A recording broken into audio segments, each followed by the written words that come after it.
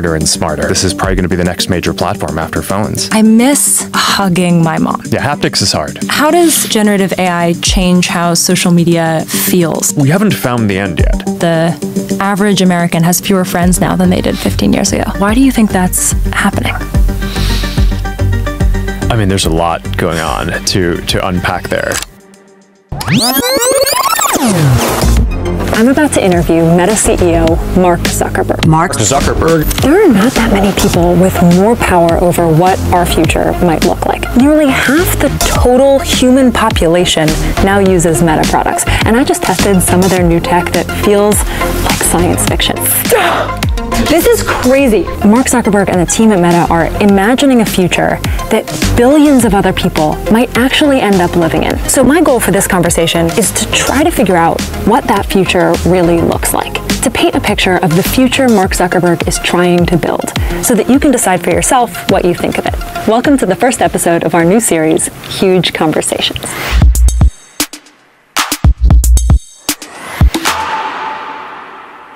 Hey, good to meet you. Thanks for doing this. Yeah, looking forward to it. Awesome. I'd love to tell you what my goal is of this conversation. Go for it. So we have a show called Huge If True, which is this very optimistic show about science and technology and the potential futures that we can build. And in every episode, we're sort of exploring what does it look like if you play a certain technological future out. And so my goal in this conversation is to try to help people see the future that you're imagining when you're building the products that you and the Meta team are building. What are you imagining this looks like in the future? How are you imagining people use this? All of that. Yeah. Cool. All right. Awesome. So I'd love to start with these. Let's do it. 10 years of work right there. I got to demo them a little bit earlier today. I heard someone on your team call these the real life Tony Stark glasses. We're getting there. But I'd love to just hear in your voice, what are these? Well, these are the first full holographic augmented reality glasses, I think, that exist in the world. We've made, I think it's a few thousand or something, right? Very hard to make each one of these. But this is the culmination of 10 years of research and development that we've done to basically miniaturize all the computing that you need to have glasses, not a headset, but glasses that can put full holograms into the world with a wide field of view. So you can imagine sort of in the future, we'd be having a version of this conversation where, you know, maybe I or you are not even here. It's like one of us is physically here and the other one is here as kind of a full body hologram. And it's not just a video call. You can actually interact. You can do things. I mean, in the demo, we had the ping pong and games and things like that. But I mean, you can interact. You can work together. You can play poker, play chess, whatever. Like the holographic cards, holographic board game. I just think it's going to be wild. It's going to remake, I think, so many different fields that we think about today, from how we work and productivity to a lot of things around science, a lot of things around education, entertainment, fun, gaming. But this is just the beginning. This is the first version. It's a prototype version that we've made in order to develop the next version, which is hopefully going to be the consumer one that we sell to a lot of people. Why build these? Well, I think it's going to be the next major computing platform. So if you look at like the grand arc of computing over time, you've gone from like mainframes to computers that basically like live on your desk or on a tower, to phones that you have in your hand that you basically can take with you everywhere that you want. But it's pretty unnatural, right? It takes you away from the world around you. And I think that the trend in computing is it gets more ubiquitous, it gets more natural, and it just gets more social, right? So you want to be able to interact with people in the world around you. And I think that this is probably going to be the next major platform after phones. I'll give these to you. These are the clear ones that show all of the whole technology. thing is a special edition, and this is like a really special edition. There's not a single millimeter of space. It's, everything in here, from the micro projectors that basically shoot light into the waveguides, right? It's a special type of display system. I mean, these aren't normal displays like you have in a phone or a TV or computer, like the type of displays that people have been building for decades. It's a waveguide system. The projector that's shooting light basically goes into these nano etchings across the waveguide that are what catches and creates the holograms. In order to synchronize that with where you're looking, there's eye tracking and little cameras. They illuminate your eyes. And then, of course, there's all the basic stuff that you need, all the computing, the batteries to power the whole thing, microphones, the speakers, because it needs to be able to play audio and speak with you, and the cameras and sensors to see things around you in the world. So that way, when it's placing holograms in the world, it can do that in the right place and understand where you are. So that probably is still not covering everything, because there's a lot of things that need to go into syncing up the holographic images between the two displays, because you don't just have a single display like you have in a phone or TV. You have two, and it moves around, and physical things are hard and need to be synced up. There's also the radio that has to communicate with your other computing devices to do heavier computing, and the wrist-based neural interface that you probably got to try out. We kind of miniaturized all of this and fit it into normal-looking pair of glasses, which is when I told the team that we were going to do this 10 years ago, people weren't sure if we were going to be able to. But I think, not only are we going to be able to do this, but I think we're going to be able to get it cheaper and higher quality and even smaller and more stylish over time. So I think this is going to be a pretty wild future. There are so many versions of trying to get at a similar idea of digital objects in physical space. I'm thinking of, for example, glasses that have heads-up displays where it's head-locked and it's moving with my eyes. Glasses that are really creating digital objects in physical space that don't move as I move. I'm thinking of these. I'm also thinking of the Snapchat spectacles that they just announced. Then, on the other hand, there are headsets like the Quest and also like the Apple Vision Pro that seem to fall into a different category.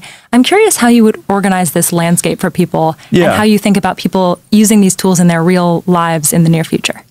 Yeah, so when we were getting started on this about 10 years ago, I thought that something like this was going to be the ultimate product for everyone, right? You get to, normal looking pair of glasses, and we'll continue improving that can have full holographic images. Yeah. I think it's super powerful, and it is sort of the science fiction future that I think we all hope to get to. On the journey, we took a few other approaches as well to help us develop towards that, including building glasses that don't have displays to try to learn. Just take a stylish pair of glasses today and put as much technology into it as you can, but really focus on the form factor. And that's the Ray-Ban Meta glasses, and it's doing really well. And initially, we thought that was sort of intro product for us to learn how to build this. But one of the things that's clear now is you're going to be able to make that product a lot more affordable than this, probably permanently. So I actually think that there are going to be a bunch of different of these paths that we've taken are going to be kind of permanent product lines that people will choose.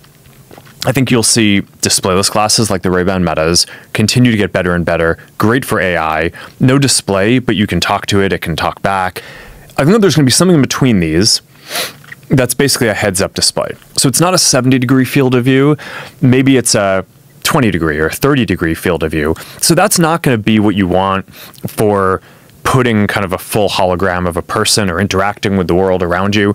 But it's going to be great for, when you're talking to AI, not just having voice, but also being able to see what it's saying. Yeah. Right? Or being able to text someone with your wrist-based neural interface and then have their text show up rather than having it read to you, which is, we read faster than we can listen. Or getting directions, right? Or just being able to search for information and get all that. So there's a lot of value for a heads-up display. That will be somewhat more expensive than the displayless glasses, but somewhat cheaper than this. Then I think you're going to get this. It's going to be probably the most premium and expensive of the glasses products, but hopefully still something that, like a computer, is generally accessible to most people in the world. But I think that there are going to be all of those, and I think people will like them. I also think that the headsets that people are using around mixed reality will continue to be a thing too, because no matter how good we get at miniaturizing the tech for this, you're just going to be able to fit more compute into a full headset. fundamentally our mission is not, build something that is advanced and only a few people can use. We want to take it the last mile and do all the innovation to get it to everyone. We just shipped or announced Quest 3S, the new mixed reality headset. We basically are delivering high quality mixed reality for $299. I was really proud last year when we delivered Quest 3, the first kind of really high quality, high resolution, color mixed reality device for $500, right? It's like a fraction of the cost of what the competitors are doing. And I think it's actually higher quality in a lot of ways. And now we've just doubled down on that. I think that they're all actually going to end up being important long-term product lines. Displayless, heads-up display, full holographic AR, full headsets. I think that they're all going to be important. Yeah. If you play out the future of not just the hardware that we've been talking about, so Meta Ray-Bans, Quest, Orion, but also the Llama models, if everything goes according to you and the team's wildest dreams, I'd love for you to just begin to describe what that feels like. I mean, I think that there are two primary values that we're trying to bring. On the AR and kind of mixed reality side, the main value we're trying to bring is this feeling of presence, right? So there's something that I think is just really deep about being physically present with another person that you don't get from any other technology today. And I think that that's the thing when people have a very visceral reaction to experiencing virtual or mixed reality, what they're really reacting to is that they actually, for the first time with technology, feel a sense of presence, like they're in a place with a person. And that's super powerful. Like, I've focused on designing social apps and experiences for 20 years. That's sort of like the holy grail of that, is being able to build a technology platform that delivers this like deep sense of social presence. The other big track is around personalized AI. And for that, and that's sort of where Llama and Meta AI and all of those things are going. There's all this development that's going into making the models smarter and smarter over time. But I think where this is going to get really compelling is when it's personalized for you. And in order for it to be personalized for you, it has to have context and understand what's going on in your life, both kind of at a global level and like what's physically happening around you right now. And in order to do that, I think that glasses are going to be the ideal form factor because they're positioned on your face in a way where they can let them see what you see and hear what you hear, which are the two most important senses that we use for kind of taking in information and context about the world. I think that this is all going to be kind of really deep and profound stuff, but it's basically those two things. It's this feeling of presence and this capability of really personalized intelligence that can help you. I'd love to talk about each of those two things. The first, on presence, I owe a lot to being able to connect with people online, right? This job that I have is by definition. Yeah. Also with my family. My parents don't live anywhere close to me. I video call them a lot. And when I think about the progress of technology like this, in a timeline from like the telegram to the telephone to video call to some feeling of presence with another person who feels like they're right there in front of me, that makes me feel incredibly optimistic. I would love a future where like I can blues in Scrabble to my mom and feel like she's really there in front of me. Yeah. And it feels like we're not that far away from something I agree. that persuades my brain that that's happening. Yeah, totally. And also, I miss hugging my mom, right? Like that never goes away. Yeah, haptics is hard. Yeah. And so my question is about that. It's about this feeling of like, it's hard for me to imagine a future where real physical presence is not different and special in some way.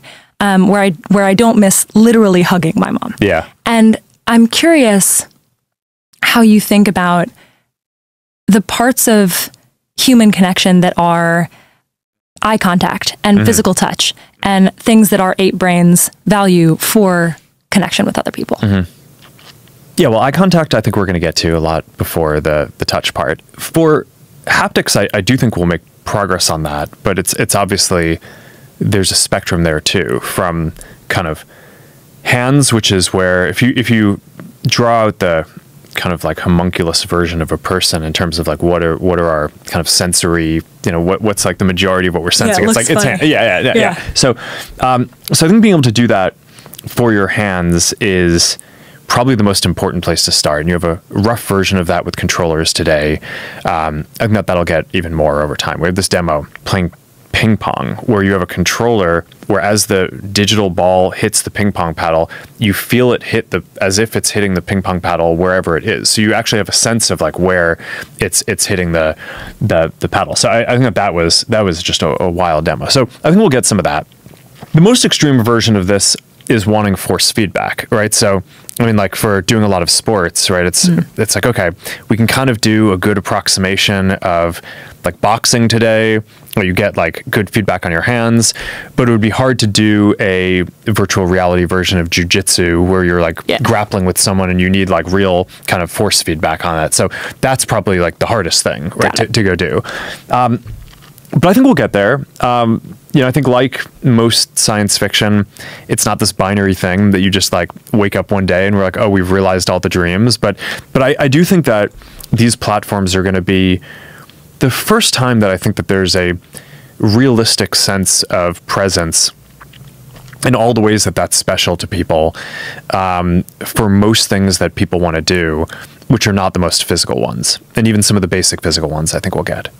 But then there's a long tail of other stuff. I mean, smell is also really important for people. Yeah. Right. I think it's disproportionately important for memories. And that's not really a thing that I think in the next few years we're going to have in any of these devices. I mean, that's a very difficult and challenging thing on its own. What is the piece of that you feel most interested in, that you keep coming back to in your mind? This has the frustrating property. It's almost like when you're designing something that's sort of trying to artificially deliver it, you're delivering an illusion to a person.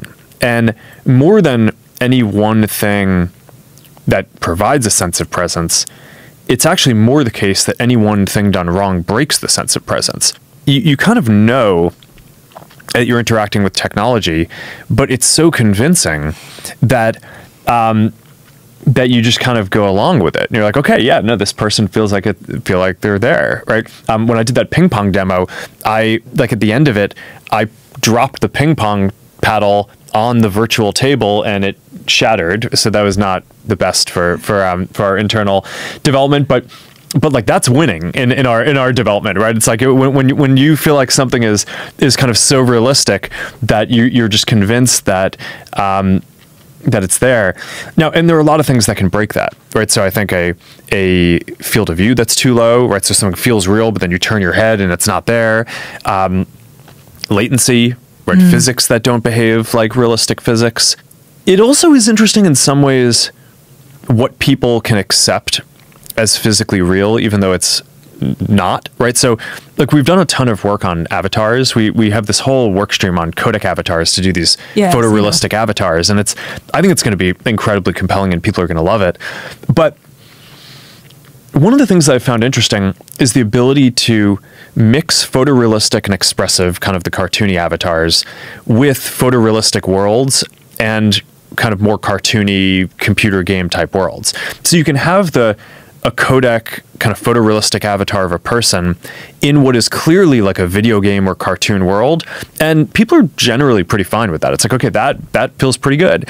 And similarly, having a photorealistic world, but good, increasingly good kind of cartoon avatars, as long as the avatars move in a way that feels authentic to the person you're interacting with, it actually feels pretty good. It's when you look at a 2D still frame of it, some of the stuff can look a little bit silly, and we've certainly, had our share of memes around that. But when you're in there, and you've played around with a lot of the stuff, it feels realistic because it's basically mimicking the kind of authentic mannerisms of a person that you're interacting with. Yeah. And even if it's not a codec photorealistic avatar, if it's kind of a more cartoony, expressive one, so I think that's.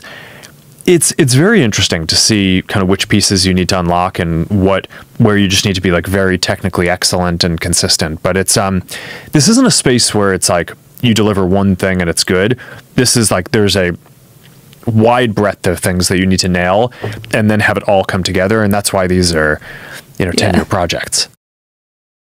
It seems like an interesting way to learn about the human brain and what we actually care about with respect to what feels real. I was wondering about, there was this moment in an interview that you did with Lex Friedman. You quoted research that says that the average American has fewer friends now than they did 15 years ago. Yeah. And I was so interested in that because it seems like if we want to get to a world where there's more human connection, this is the trend that we're going to have to grapple with.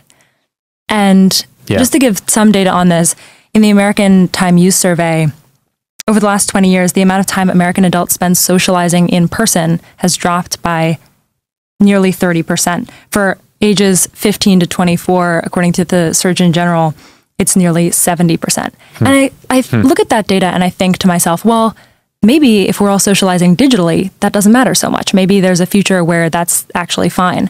But there's also data that suggests that we're struggling somewhat. The number of Americans who say that they don't have a single close friend. Yeah. That share has jumped really from 3% to 12% in the last 30 years. It feels to me like with all the tools that we've built for human connection, we're struggling to connect. And I'm curious, why do you think that's happening? I mean, there's a lot going on to unpack there. A lot has changed sort of economically and socially during that period, and a lot of those trends go back before a lot of the modern technology. So I mean, this is something that a lot of academics and folks have studied, but it is an interesting lens to look at this, though, because I think whenever you're talking about building digital types of connection, one of the first questions that you get is that going to replace the physical connection? And my answer to that, especially in the case of something like this, is that no, because people already don't have as much connection as they would like to have. It's not like this is replacing some sort of better physical connection that they would have otherwise had. It's that the average person would like to have 10 friends and they have 2, right? Or 3. And there's just more demand to socialize than what people are able to do given the current construct, and giving people the ability to be present with people who are in other places physically just seems like it will unlock more. It's not going to make it so, if I have glasses, it's not going to make it that I spend less time with my wife. It's going to make it so that I spend more time with, my sister who lives across the country. And I think that's good. And I think people need that. As for the rest, I think we could probably spend a multi-hour podcast just going into all of the different kind of socio-economic, political dynamics that are going on. But none of the trends that I've seen does it seem like the primary thing that's going on is that because people are interacting online, they're now not interacting with people physically. It's I do interact with people online who I also like to interact with physically, and I think that's kind of like a combination, like more combined, richer relationship that you have overall. But I think that there's a lot going on with the loss of kind of social capital and connections that really predates a lot of the modern technology. The goal of what I'm trying most to learn about is how we can structure the technologies that we use in the future to get toward this future I think you're imagining of more human connection in more ways. I'm curious, you brought up the other big pillar of AI. And in some of your conversations, I'm thinking of a conversation with Tim Ferriss in particular, you talked about a lot of different use cases of AI. And they seem to me to fall on somewhat of a spectrum.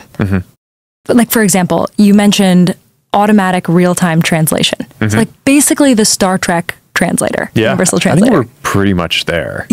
And that's one example on one end of the spectrum where some people might argue that there is a chance that someone is less likely, for example, to learn a language because we can all speak to each other in real time in different languages, I think nobody would really argue that therefore we shouldn't have that kind of universal translator, right? Also, like, a lot of people still learn Latin and Greek.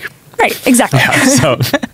and so I think that end of the spectrum is something like technologies that really measurably unlock our humanity because they remove a struggle between people.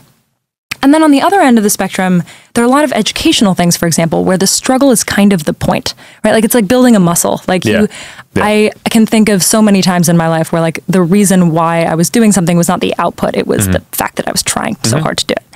There's one example in the Tim Ferriss interview where you talked about your kids struggling to articulate themselves emotionally. And adults very much have the same problem.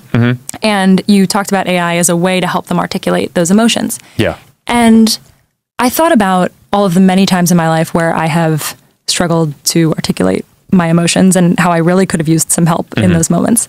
And I also found myself thinking about the times when that was really building a muscle, where like the act of struggling to communicate with someone and understand what they wanted from me was important to my development. And so my question is, if you think about that as a spectrum between things that are really important to our humanity and the struggle being removed is helpful, versus things where the struggle is the point and it unlocks something about our humanity and is important to preserve, like building a muscle.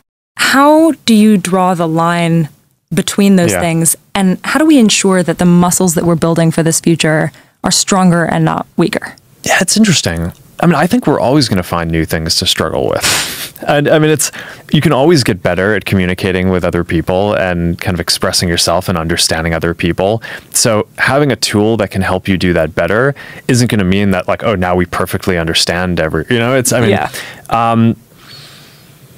and I think maybe one of the most functional aspects of this, you're already seeing a lot of these AI models really help people with coding, right? Like a generation ago, before I was getting started, a lot of coding was like really low level system software. And, then by the time that I got into it, there's a little bit of that, but, you can make websites pretty easily, make apps pretty easily. And I think in 20 years or a lot sooner than that, you're going to basically be in a world where kids will be able to just describe the things that they want and build incredibly complex pieces of software. So it's in that world, are kids going to be not struggling? I don't think so. I think that they're going to be just expressing their creativity, and it'll be this kind of constant iterative feedback loop around like, okay, like, yeah, I took a few minutes to describe this thing, and like, yeah, this whole like amazing virtual world was created that I can now see on my glasses or whatever, but like these things are not exactly what I want them to be. So now I need to like go back and edit them. I don't know. I think that there's always more. Another way to get at this. One of the things that I think makes people so good. It just, there's always more to do. We'll always find the struggle. Yeah. Another way to get at this is if you play this out to make the tools even better. In like 10 years, let's say your kids are in high school. Are there ways that you would want them using AI because you think it would accelerate them intellectually, and ways that you would advocate for them not to use it, or things that you would have concerns about?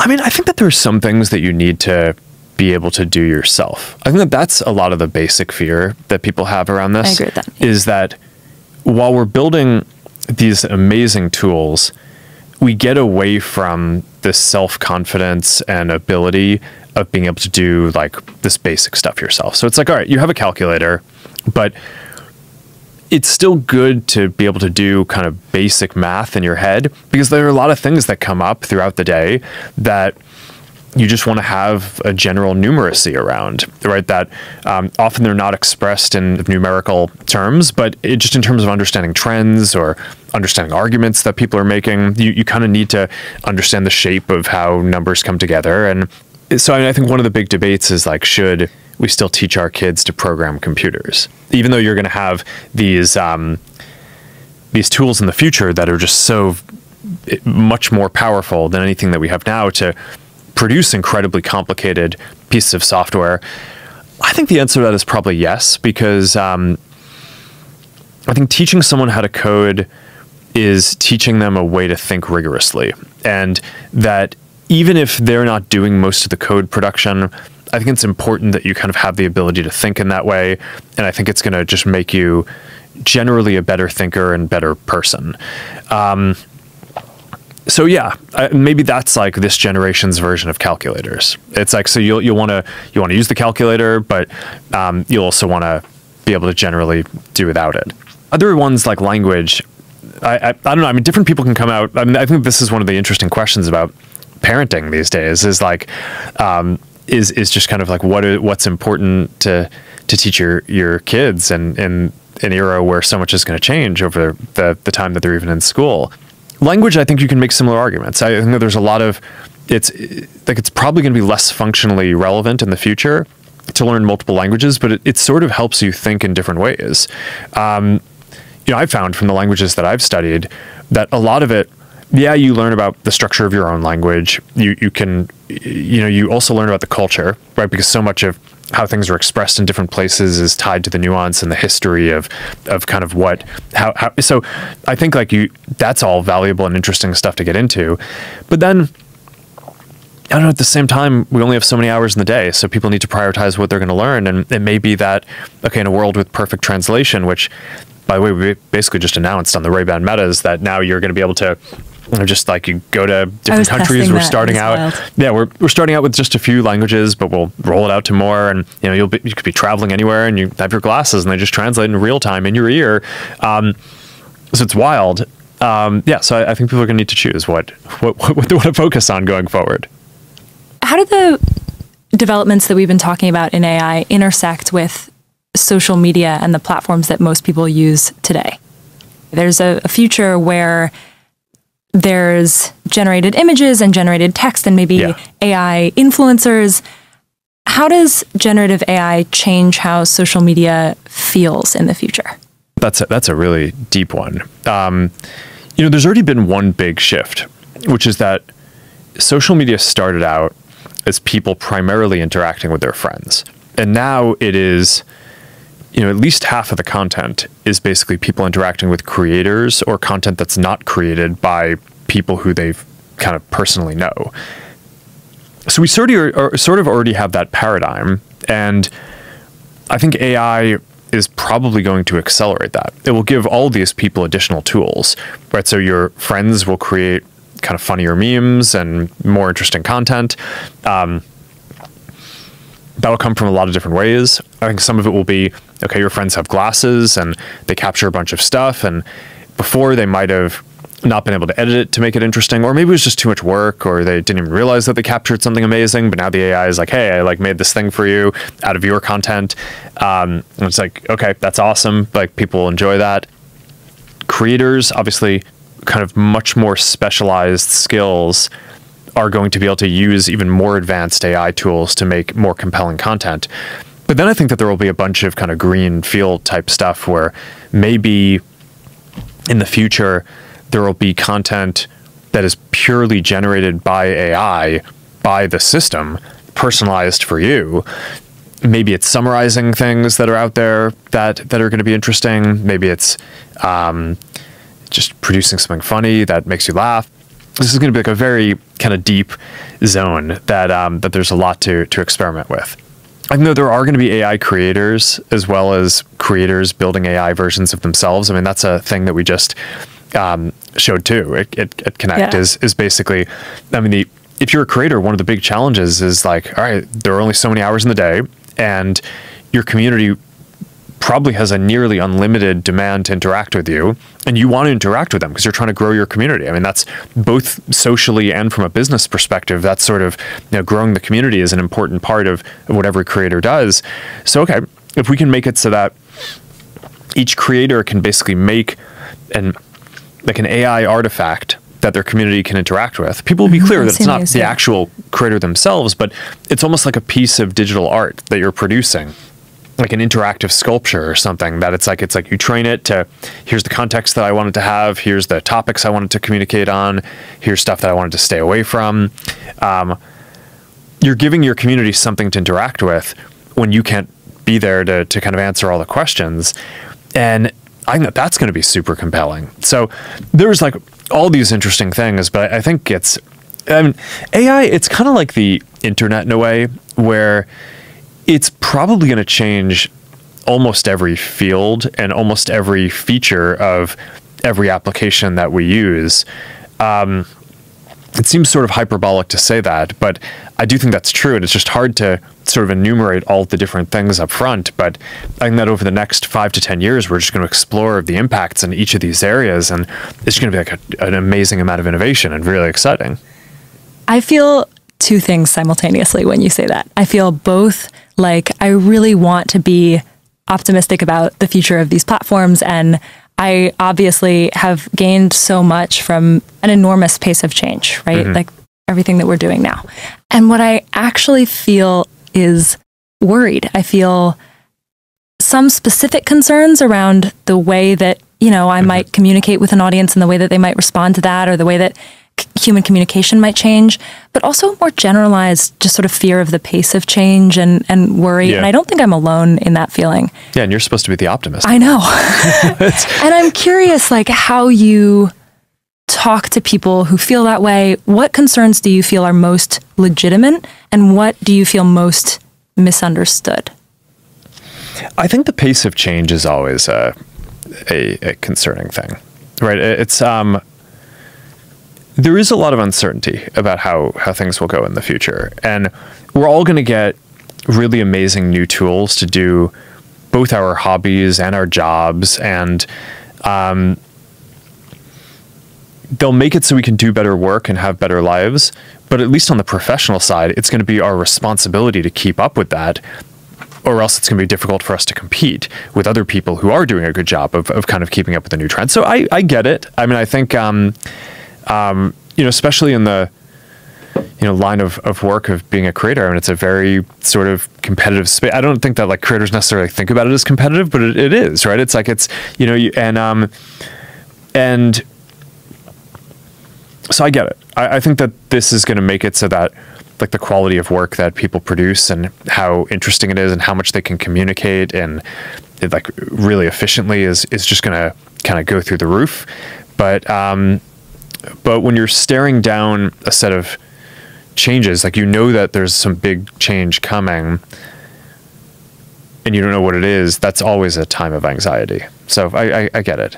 If I take my creator hat off and I'm just a person who is young-ish, starting out my career-ish, starting out building a family, how would you advise someone like me to